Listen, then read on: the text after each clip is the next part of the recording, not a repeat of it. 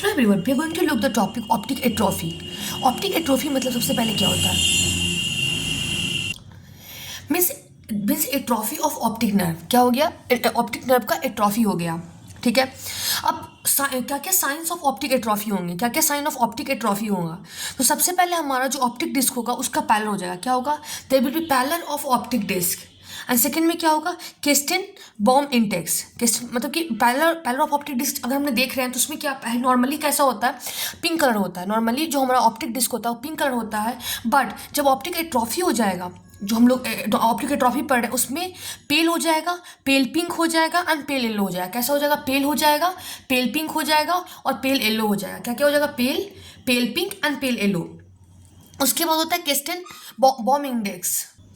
Normally जो हमारा blood normally जो हमारा स्मॉल ब्लड वेसल है, स्मॉल ब्लड वेसल जो कि मतलब कि जिसको भी हम लोग जो स्मॉल ब्लड वेसल उसको बोलते हैं, जो कि हम लोग मतलब उसको क्लासीफाई नहीं कर पाते हैं, जैसे यहाँ पे आर्टरीज में, वेन में, ठीक है ना, तो स्मॉल वेसल होते हैं। तो नॉर्मली जो हमारा स्मॉल ब्लड वेसल होता है कितना होता है? 7 to 10 normally small blood vessels होते हैं। बट जब किसी को ऑप्टिक एट्रोफी होता है तो लेस देन 7 हो जाते हैं। तो ऑप्टिक एट्रोफी में क्या है? एट्रोफी ऑफ ऑप्टिक नर्व हो जाता है। साइन ऑफ ऑप्टिक एट्रोफी में क्या होगा? एक तो पहले पैलर ऑफ ऑप्टिक डिस्क हो जाएगा। नॉर्मली ऑप्टिक डिस्क हमारा पिंक होता है या फिर ऑरेंज होता है, बट यहाँ पे पेल हो जाएगा, पेल पिंक हो जाएगा, पेल येलो हो जाएगा। केस्टिन बॉम इंडेक्स क्या होता है कि नॉर्मली हमारा स्मॉल ब्लड वेसल 7 to 10 होते हैं, बट ऑप्टिक एट्रोफी में लेस देन 7 होते हैं। ठीक है।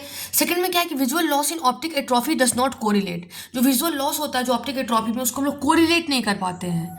मतलब कि इसका मतलब होता है कि जो amount of vision loss is less than optic atrophy seen as optic nerve is combination of optic nerve from the retina. मतलब जो अमाउंट ऑफ जो हमारा विजन लॉस होता है वो जितना में ऑप्टिक एट्रोफी दिख रहा है उससे कम होता है, क्योंकि ऑप्टिक नर्व जो होता है कॉम्बिनेशन होता है ऑप्टिक नर्व का, ठीक है ना, from all the retina. But macular fibres are not affected. Macular fibre जो होते हैं क्या होते हैं? अफेक्टेड नहीं होते हैं। Macular fibres are not affected. So central vision which be test in the Snellen chart effect remain unaffected. Snellen chart में हम लोग क्या मेजर करते हैं? Be measure the central vision, वो अनअफेक्टेड आ जाता है।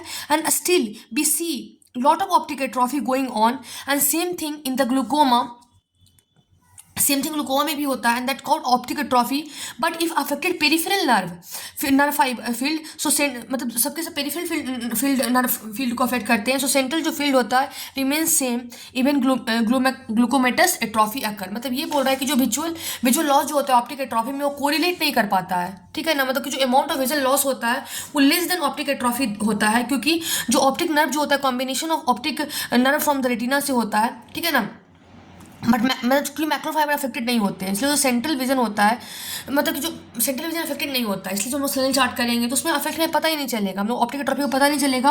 और वही चीज़ ग्लूकोमा में भी होता है, ग्लूकोमा में भी ऑप्टिक एट्रोफी करता है, बट ये अफेक्ट करता है, ठीक है ना, पेरिफेरल नर्व। तो सेंट्रल नर्व फील्ड विजन क्या होगा? उसमें भी अफेक्टेड नहीं होगा। तो ऑप्टिक एट्रोफी में भी ऐसा होगा, ग्लूकोमा में भी ऐसा होगा। Okay, now what are the type of optic atrophy?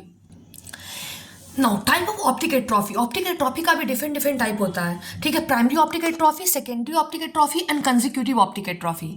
क्या क्या होता है? प्राइमरी ऑप्टिक एट्रोफी होता है, सेकेंडरी ऑप्टिक एट्रोफी होता है और कंसेक्यूटिव ऑप्टिक एट्रोफी होता है। प्राइमरी ऑप्टिक एट्रोफी में क्या होता है? ऑप्टिक एट्रोफी होता है जिसमें without any antecedent optic disc swelling.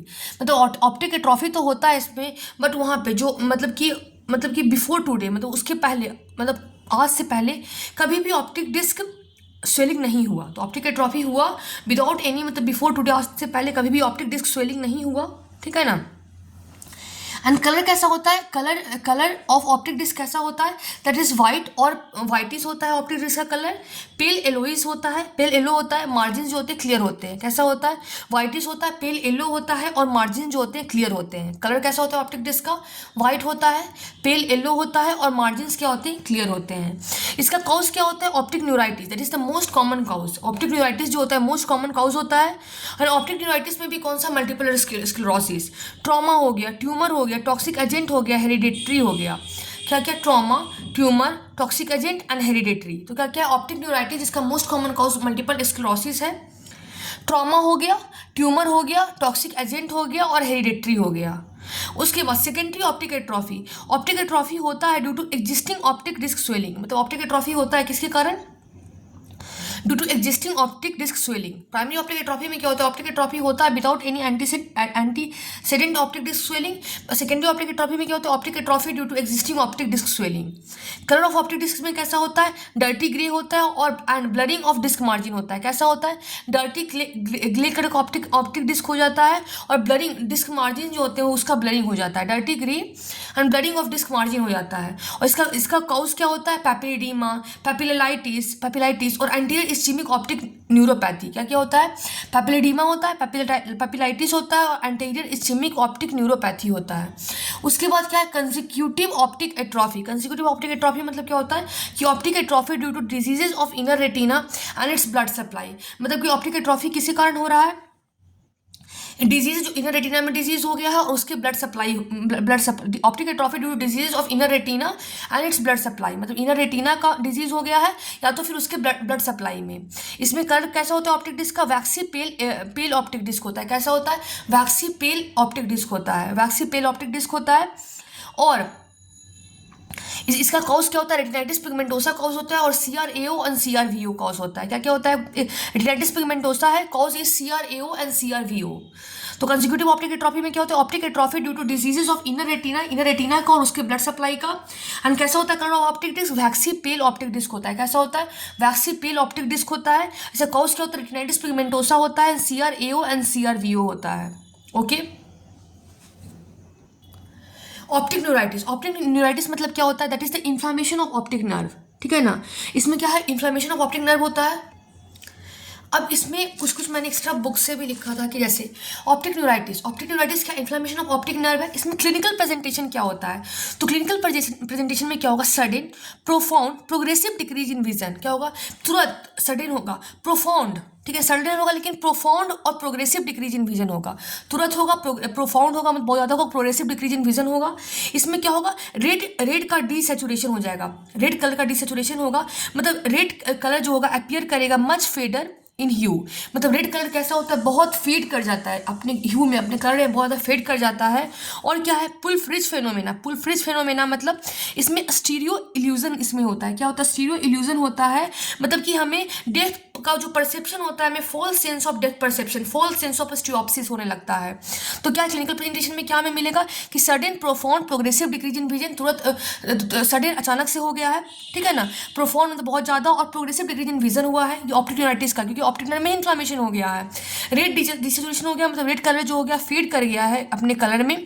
पुल फ्रिज फेनोमेना में क्या होगा कि स्टीरियो इल्यूजन, मतलब कि हमें डेप्थ परसेप्शन का फॉल्स सेंस ऑफ परसेप्शन होगा, ठीक है ना।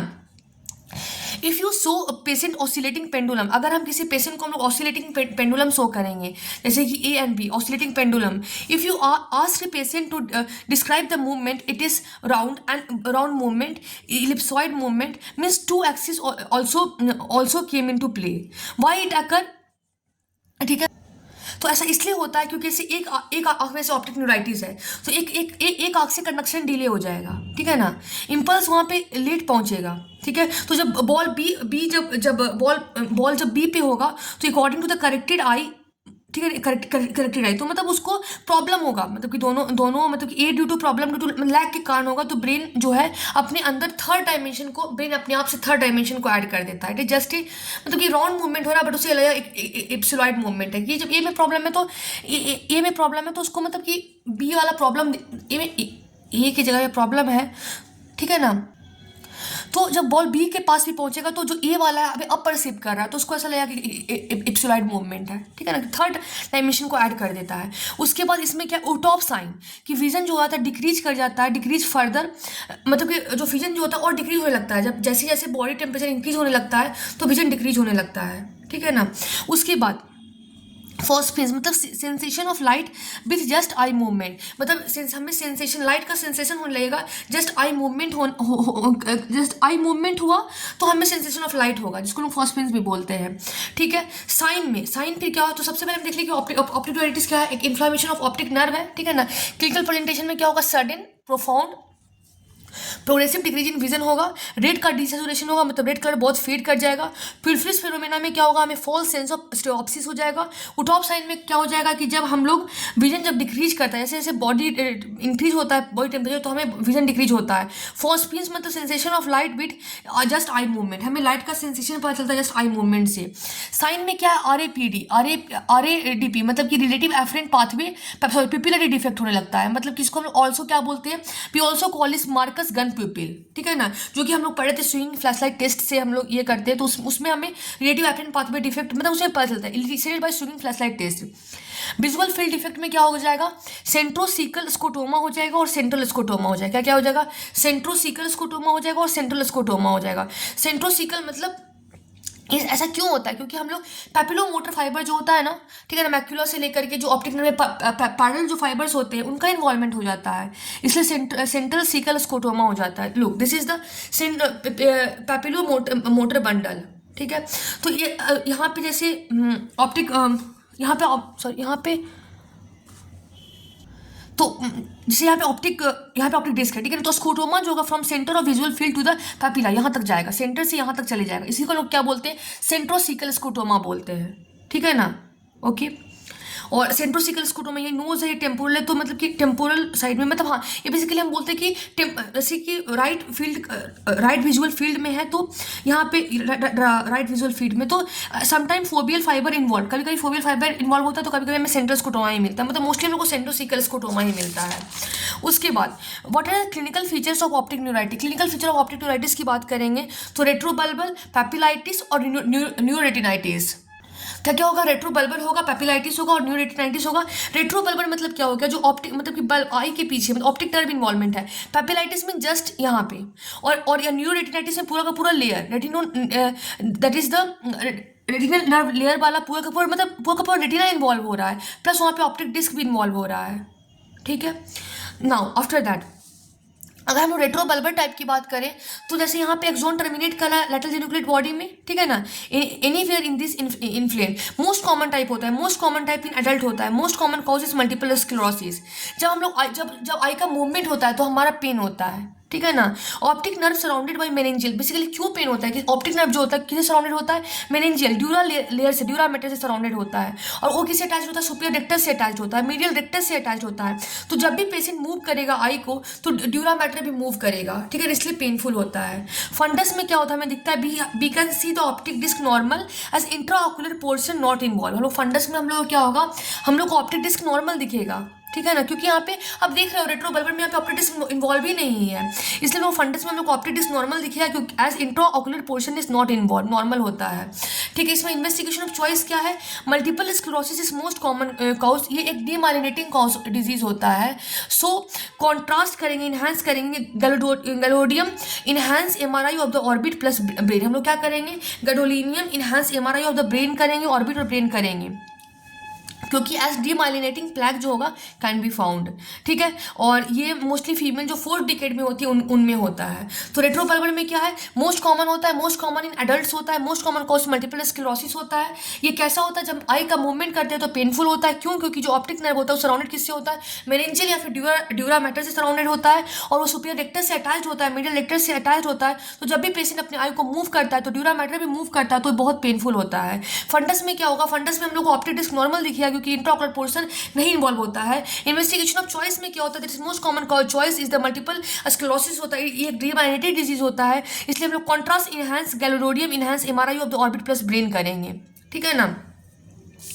आफ्टर द पैपिलाइटिस, पैपिलाइटिस में क्या है, मोस्ट कॉमन जो कि बच्चों में दिखता है, चिल्ड्रंस में दिखता है, मोस्ट कॉमन चिल्ड्रंस में दिखता है, and most common cause is post viral aetiology, virus के बाद इटियोलॉजी के बाद होता है। ये पेनलेस होता है, कैसा होता है, पेनलेस होता है, जैसे हम लोग देखे थे कि रेट्रोबल्बर वाला पेनफुल होता है, दिस इज पेनलेस होता है, और न्यूरोरेटिनाइटिस भी पेनलेस होगा, क्योंकि उसमें ऐसा कोई मूवमेंट नहीं हो रहा है। तो उसके बाद फंडस में क्या होगा, फंडस इज इडीमेटस, फंडस कैसा होता है, इडीमेटस होता है, फंडस इज इडीमेटस होता है, क्योंकि ऑप्टिक डिस्क इन्वॉल्व है तो ऑप्टिक डिस्क मार्जिन जो होता है ब्लड हो जाता है, इसलिए हमें हाइपरेमिक ऑप्टिक डिस्क दिखता है। कैसे दिखता है? हाइपरेमिक ऑप्टिक डिस्क दिखता है। आप देख सकते हो यहाँ पे hyperaemic optic disc, margin of the disc become fuzzy, margin जो डिस्क होता है फजी हो जाता है बिकॉज ऑफ इन्फ्लामेशन, ठीक है ना। There is some amount of extra cellular oedema भी, तो मार्जिन ऑफ डिस्क कैसा होता है? फजी हो जाता है क्योंकि वहाँ पे इन्फ्लामेशन हो जाता है, एक्सोप्लाज्मिक स्टैसिस होता है, and there is some amount of extra cellular, कुछ amount of extra cellular oedema भी होता है। उसके बाद न्यूरोरेटिनाइटिस, इसमें क्या होगा? हमारा रेटिनल लेयर इन्वॉल्व होगा प्लस ऑप्टिक डिस्क इन्वॉल्व होगा। लिस्ट कॉमन टाइप होता है, सबसे कम टाइप का होता है। मोस्ट कॉमन कॉज किसमें होता है? कैट स्क्रैच फीवर में। तो ये कॉज किससे होता है? बायोटिनेला हैंसनेल से होता है। उससे मोस्ट कॉमन कॉज होता है, पेनलेस होता है, ठीक है। इसमें क्या होता है? इसमें भी एडिमा होता है, ठीक है ना। एडिमा होता है फ्री रेड बट नॉट एज पेपिलाइटिस, ठीक है। पेपिलाइटिस की इतना नहीं होता है। एंड इसमें क्या होता है? मैकुला जो हमारा होगा उसमें स्टार अपीयरेंस होगा, क्योंकि ऑप्टिक डिस्क का, इसमें ऑप्टिक डिस्क का भी इन्फ्लेमेशन हो रहा है प्लस मैकुला प्रॉब्लमेटिक हो रहा है, तो मैकुला स्टार अपीयरेंस करेगा, डिस्क का एडिमा होगा, क्योंकि उसमें RNA retinal nerve fibre layer भी इन्वॉल्व हो रहा है, इसलिए एक्सक्लूडेड पूरा का पूरा अरेंज होगा in the layer of macula, ठीक है ना। आफ्टर दैट, तो इसमें अगर हम लोग इतना समझने के बाद अगर यहाँ से आप पढ़ोगे तो बहुत इजी लगेगा, ऐसे समझ में ही नहीं आता। पेपिलाइटिस में क्या हमने देख लिया, याद हो गया होगा कि सिर्फ और सिर्फ ऑप्टिक डिस्क में चेंजेस होते हैं, ठीक है। देखा था हमने, सिर्फ और सिर्फ ऑप्टिक डिस्क में चेंज होते हैं पेपिलाइटिस में। मोस्ट कॉमन किस में होते हैं? चिल्ड्रंस में होते हैं। हमने देखा मोस्ट कॉमन चिल्ड्रंस में होते हैं, वायरल एटियोलॉजी के बाद मोस्टली। हाइपरेमिक कंजेशन हम समझ सकते हैं कि हाँ एडिमा हुआ था ऑप्टिक डिस्क का, ठीक है ना। तो डिस्क और लेकिन डिस्क मार्जिन ब्रेथ होता है, हाइपरेमिक ऑप्टिक डिस्क होता है, ठीक है। उसके बाद hyperaemic congestion of optic disc present होता है, inflammation of optic disc present होता है। क्या होता है? Inflammation of optic disc present होता है, and second third fourth part of optic nerve, ये सब कुछ इन्वॉल्व नहीं होता है, ऑप्टिक सोजा में कोई भी इन्वॉल्वमेंट नहीं हो रहा है, ठीक है। उसके बाद रेट्रोबल्बर न्यूराइटिस, ये क्या होता है? Behind the eye, optic disc इसमें इन्वॉल्व नहीं होता है, यहाँ पे आप देख सकते हो ऑप्टिक डिस्क इन्वॉल्व नहीं हो रहा है। लॉस ऑफ विजन तो होगा ही ऑफकोर्स, ठीक है ना। लॉस ऑफ विजन होगा, नथिंग कैन बी विजुअल, मतलब कुछ भी ना तो पेशेंट कुछ देख पाएगा ना डॉक्टर कुछ देख पाएंगे, और ये मोस्ट कॉमन एडल्ट में होता है। मोस्ट कॉमन कॉज क्या होता है? मल्टीपल स्क्लेरोसिस होता है, ऑप्टिक डिस्क का इन्वॉल्वमेंट अब्सेंट होता है, and second third fourth part of optic disc का इन्वॉल्वमेंट प्रेजेंट होता है। उसके बाद न्यूरोरेटिनाइटिस, इसमें क्या होता है? मैकुलर इन्फ्लेमेशन होता है, you can look here macular inflammation, ठीक है ना। मैकुलर का इन्वॉल्वेशन होता है, और here it call as macular star appearance, जिसमें एक्सक्लूडेड अपीयर हो जाता है, ठीक है ना। यहाँ पे लिपिड डिपॉजिट करता है येलो कलर का ड्यू टू एडिमा, ठीक है ना। मैकुलर स्टार अपीयरेंस यहाँ पे एक्सक्लूडेड अपीयर करता है, लिपिड डिपॉजिट होता है येलो कलर का due to oedema. Optic disc में प्रेजेंट होता है inflammation of optic disc, along macula में भी इन्फ्लेमेशन प्रेजेंट होता है, ऑप्टिक डिस्क में भी प्रेजेंट होता है, और second third fourth part of optic nerve involve नहीं होता है।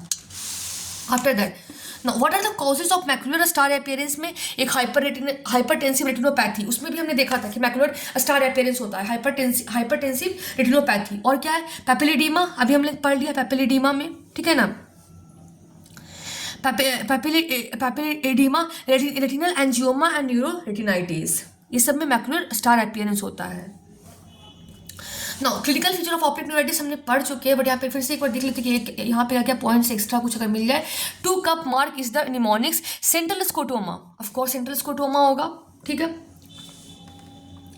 आफ्टर दैट, मतलब ये ओवरऑल तीनों को मिला करके बोल रहा है, तो सेंट्रल स्कोटोमा तो हो जाएगा क्योंकि मैकुला अफेक्टेड होता है। उसके बाद कलर ब्लाइंडनेस हमने देख चुके हैं, रेड कलर मोस्टली अफेक्टेड होता है। यूनिलैटरल विजन लॉस होता है, sudden and painless unilateral visual loss होता है। उटॉप साइन मतलब कि जैसे ही बॉडी का टेम्परेचर बढ़ेगा तो जो हमारा ब्लाइंडनेस है वो बढ़ जाएगा, ठीक है, प्रॉब्लम बढ़ जाएगा। Pulfrich sign, kinetic object perception is affected, मतलब थर्ड डायमेंशन ये ऐड हो जाता है। Pain on the movement of eye, वो भी हमने देख लिया कैसे होता है। Mark miss Marcus Gunn pupil, RAPAD, जो कि अर्लीस्ट साइन होता है, ठीक है। उसके बाद ट्रीटमेंट में हम लोग क्या करते हैं, क्योंकि विजुअल लॉस कर रहा है, तो इसमें क्या होगा? ऑप्टिक न्यूराइटिस ट्रीटमेंट ट्रायल क्या करते हैं? ONTT, optic neuritis treatment trial करते हैं। ऑप्टिक न्यूराइटिस ट्रीटमेंट ट्रायल में क्या होता है? हम लोग IV मिथाइल प्रेडनिसोलोन देते हैं। क्या देते हैं? IV मिथाइल प्रेडनिसोलोन देते हैं 1 ग्राम डेली फॉर 3 डेज। कितना देते हैं? 1 ग्राम डेली फॉर 3 डेज, 1 ग्राम हम लोग डेली देते हैं। कितने दिनों के लिए? 3 डेज के लिए देते हैं 1 gram daily for 3 days, followed by oral prednisolone, ठीक है। IV मिथाइल प्रेडनिसोलोन दे दिए 1 gram daily for 3 day, followed by oral prednisolone 1 milligram per kg per day for 11 week, मतलब 1 mg हम लोग देते हैं per kg body weight per day for 11 days हम लोग देते हैं। तो ONTT में ONTT का क्या है? सबसे पहले हम IV मिथाइल प्रेडनिसोलोन देते हैं 1 gram daily for 3 day, followed by oral prednisolone जो कि 1 mg पर kg per day for 11 day देते हैं। इससे क्या होता है? फास्टर रिकवरी होता है और लेस चांस ऑफ रिकरेंस, मतलब जल्दी जल्दी रिकवर करता है बॉडी, मतलब आई जल्दी जल्दी रिकवर करता है and less chance of recurrence, ठीक है ना। Final visual outcome is not affected, ठीक है, मतलब ऐसा कोई इसमें नहीं है, लेकिन रिकरेंस नहीं होता और फाइनल विजुअल आउटकम जो तो जितना नॉर्मली भी आता ये भी आता है, लेकिन इससे फास्टर रिकवरी होता है, रिकरेंस होने का चांसेस कम हो जाता है। Only oral steroid should not be given as they increase the chance of, oral steroid हम लोग नहीं देते हैं, ठीक है ना, सिर्फ ओरल स्टेरॉइड, क्योंकि हमने क्या लिखा, ओरल प्रेडनिसोलोन देंगे प्लस आईवी मिथाइल प्रेडनिसोलोन देंगे, और आईवी मिथाइल प्रेडनिसोलोन कितना देंगे, that is 1 gram daily for 3 day. Oral prednisolone कम देंगे उससे, ठीक है ना, 1 mg पर kg, ठीक है ना, पर डे 1 mg पर kg body weight per day for 11 days. अब ONTT ट्रायल जो है हम लोग को स्टार्ट नहीं शुड बी स्टार्टेड अगर विजुअल लॉस लेस देन 6/12 है, विजुअल लॉस लेस देन 6/12 है। अगर पहले कभी एपिसोड हो चुका है ऑप्टिक न्यूराइटिस का या मल्टीपल स्क्लेरोसिस का, और कभी भी एटलीस्ट 1 लीजन हो चुका है, demyelinating lesion on MRI, at least 1 lesion हुआ है, क्या का demyelinating lesion of MRI। Now second में champs, that is beta interferon 1A, क्या होगा, बीटा इंटरफेरोन 1A जो कि रिड्यूस कर देता है किसको, chance of multiple sclerosis after optic neuritis. और सेकेंड में क्या है, ग्लैटिरामेर एसीटेट 20 मिलीग्राम सबक्यूटेनियसली हम लोग देंगे, okay. Now we are going to look the, सबसे पहले हम लोग देखेंगे टॉक्सिक या फिर न्यूट्रिशनल ऑप्टिक न्यूरोपैथी। क्या देखेंगे, टॉक्सिक या फिर न्यूट्रिशनल ऑप्टिक न्यूरोपैथी। अगर टॉक्सिक और न्यूट्रिशनल ऑप्टिक न्यूरोपैथी की बात करेंगे तो उसका कॉज क्या क्या होगा, deficiency of vitamin B1, B2, B6, B12, किसका, B1, B2, B6, B12, deficiency होता है B1 का, B2 का, B6 का, B12 का।